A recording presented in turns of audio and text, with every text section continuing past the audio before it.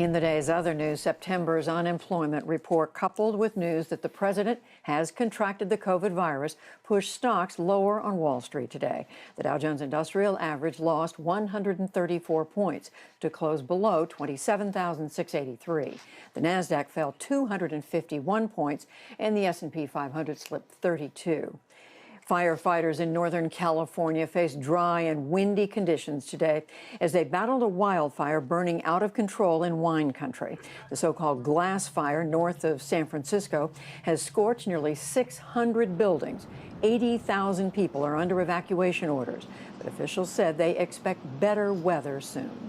We're looking forward to decreased winds, decreased temperatures, increased humidities, which will give our firefighters and our boots on the ground a fighting chance to gain additional perimeter control and start to bring some normalcy back to these impacted areas and get people back home where they belong. Wildfires burning in California this year have charred almost 4 million acres, a new milestone in the state's worst fire season on record. Hours of Kentucky grand jury recordings in the case over the killing of Breonna Taylor were made public today.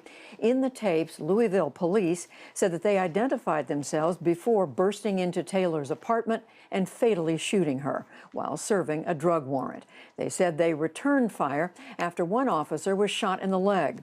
Taylor's boyfriend said that he used his legal firearm because he did not hear them and thought an intruder was breaking in. The jury did not charge the officers with Taylor's death. A federal judge in California has ordered the Trump administration to continue collecting census data through the end of the month as scheduled. The ruling came last night and aimed to ensure that the most vulnerable and underrepresented communities will not be disadvantaged. It reversed Monday's announcement from Commerce Secretary Wilbur Ross that the nation's head count would end on October 5th. The Treasury Department imposed sanctions on 8 Belarusian officials today for their roles in the country's disputed presidential election and the violent crackdown on protests that followed. The move came after the European Union took similar measures this morning. The U.S. did not sanction the president of Belarus, Alexander Lukashenko, who has denied the election was rigged.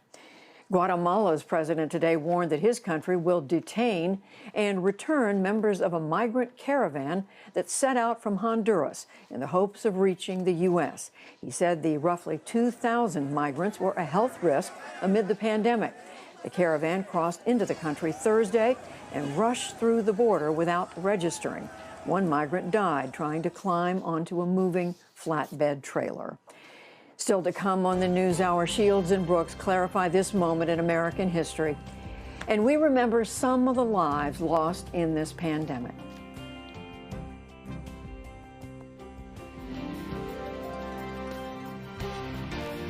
This is the PBS NewsHour from WETA Studios in Washington and in the West from the Walter Cronkite School of Journalism at Arizona State University.